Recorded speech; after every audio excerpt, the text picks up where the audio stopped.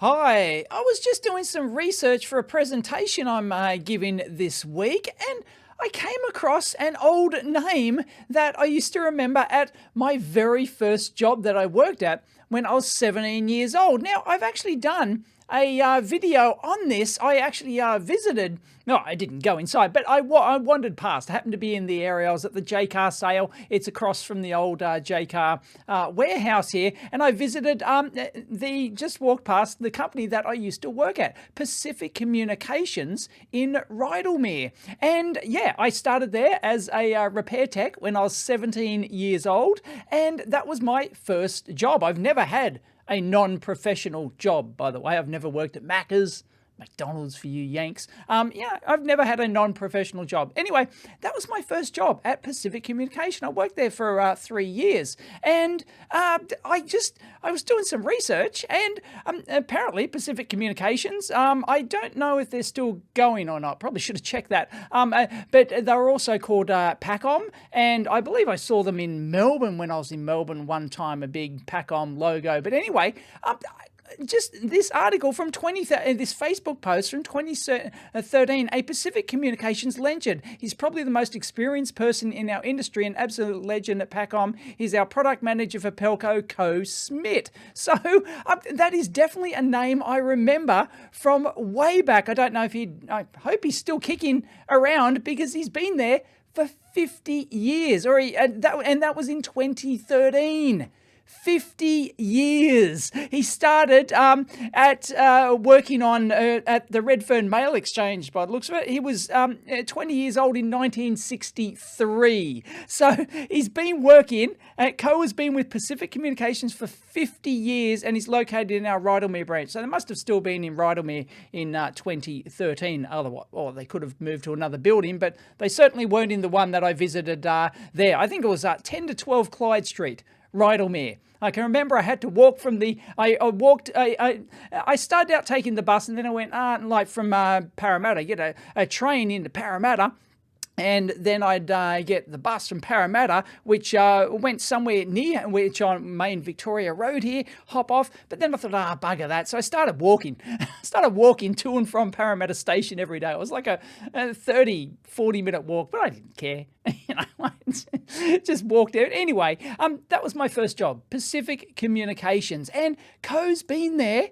Unbelievable. He's been there for 50 years. So presumably more than that, right? So he's he is on LinkedIn. So he's still a manager at Pacific Communications. There you go. Oh yeah, I remember them talking about the Jupiter's Casino thing in '94 because I was working there in the late '80s. So yeah, I can remember them still talking about that. I think they still had the contract for that. Actually, I never went on site to service, to service or troubleshoot any of the gear at Jupiter's Casino, but I think some of the other techs did. Anyway, I worked on, they do CCTV video switching equipment. So it was all Z80 based processor, slow scan TV.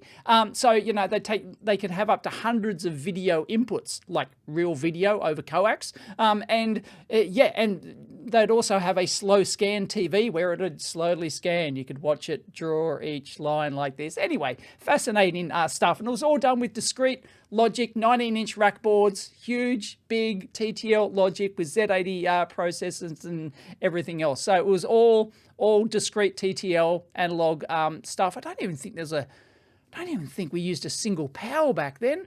I think it was Z80 and just discrete, really, discrete latches and muxes and everything else.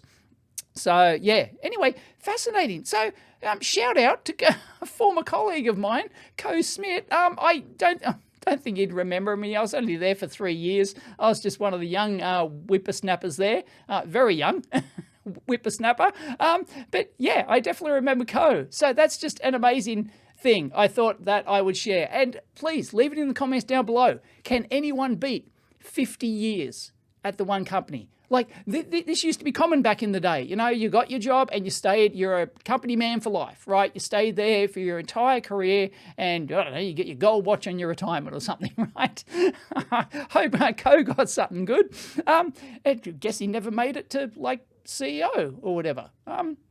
Anyway, but yeah, absolute legend, 50 years. So that was common back in the day, but who these days can imagine being at the one company for 50 years? Like, and this is a relatively small, I think it was, don't know if it was family owned, but yeah, like a relatively small company. I don't know how many employees we had back in the late 80s, but it might have been, I don't know, 30. So like it wasn't a big company.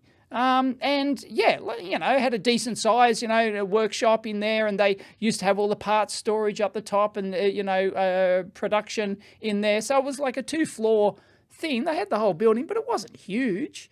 It wasn't a huge operation. They were going for like 50 plus years. So it's amazing that someone can be at the one company for 50 years. Is that like, can you young whippersnappers even imagine doing that these days? I mean, mine's history is complicated because I went through 4 name changes technically at 4 different companies, which was kind of sort of like the same sort of employment technically, but it gets complicated. Anyway, yeah, can you imagine it? 50 years. Good on you, Co. That is absolute legend. Yeah, shout out, leave it in the comments down below. Can anybody beat Co? 50 years at the one company, especially 50 years at the one small company, which they don't own. I don't believe Co was, he's just a manager there. He's just, he's one of like senior product manager now. He's probably, but like, as far as I know, he doesn't have any ownership in Pacific Communications. He's been there for 50 years. Can you imagine it? Unbelievable. Hats off. Seriously. Legend. Leave it in the comments down below. Catch you next time.